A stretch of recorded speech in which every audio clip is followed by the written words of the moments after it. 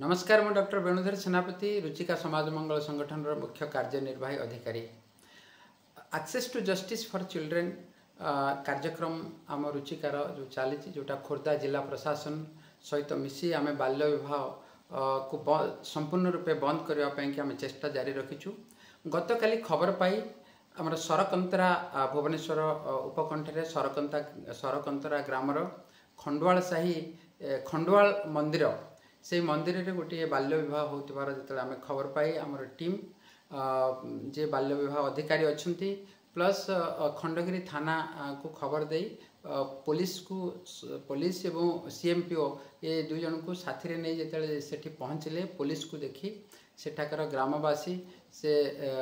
बर एवं कन्या दुई जन को लुचई देले किंतु से माने इनफॉरमेशन पाइले जे पूरा बेदी बंधा है बेदी कन्या एवं बर को गायब कर दिया गला। सेठी से जो तथ्य संग्रह कले जना पड़ा कि झीटी जे बाहा तार बयस 16 वर्ष बयस एवं पुओ जे बर बसते तांकर बयस हो 26 वर्ष से नयागढ़ आसते विवाह करने तेणु तांको खोजवाई ये इन्वेस्टिगेशन करने ये बाल्य विवाह मामला रे पुलिस जो माँ को डाकिले जड़े दुशासन महापात्र बोली जड़े व्यक्ति से सरकंतरा ग्रामर एवं अन्य ग्रामवासी मैंने आसी हठात तार माँ को थाना आगु पुलिस स्टेशन रु पुलिस मान सामनारू ताको भिड़िकी नहीं पलैले जहाँफल कि बाल्य एवं धमक देले आमर जो पिला माने सेठी थिले समस्त धमक देले तांको हट करेंगे बोली। तो या विरुद्ध रे आमे जिते लिखिकी देलु एटा गोटे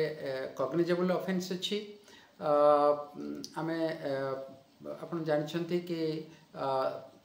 बाल्य विवाह निरोध आईन 2006 सेक्शन 9, 10 एवं 11 एवं juvenile justice act section 75 read with section 55 of juvenile justice rule एथिरे बाल्य विवाह करवा एक धर्तव्य अपराध एवं एटा गोटे कग्निजेबल ऑफेंस एवं नॉन वाल्युएबल ऑफेंस। ये ऑफेंस अनुसार आम जो गोटे केस टे फाइल कलु गोटे एफआईआर टे देलु सेठाकर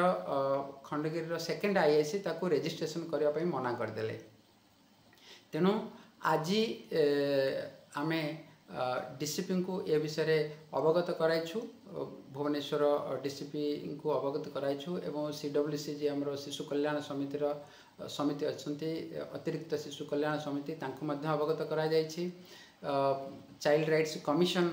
को मध्य अवगत करा जाइछि। तेणु आम आशा करूछु जे पिलाटी को यथाशीघ्र न्याय मिलवार आवश्यकता अच्छी। आपन जानिछंती जे चाइल्ड मैरेज होछि चाइल्ड रेप आमे गोटे परंपरार द्वाही दे ये child marriage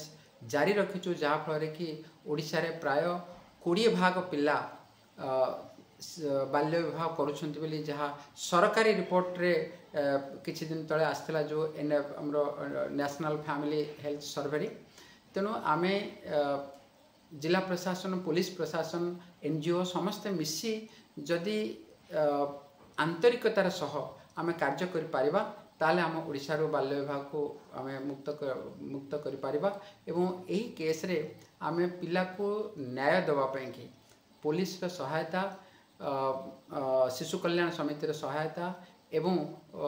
child rights commission रो सहायता आमे आशा करछु। नमस्कार।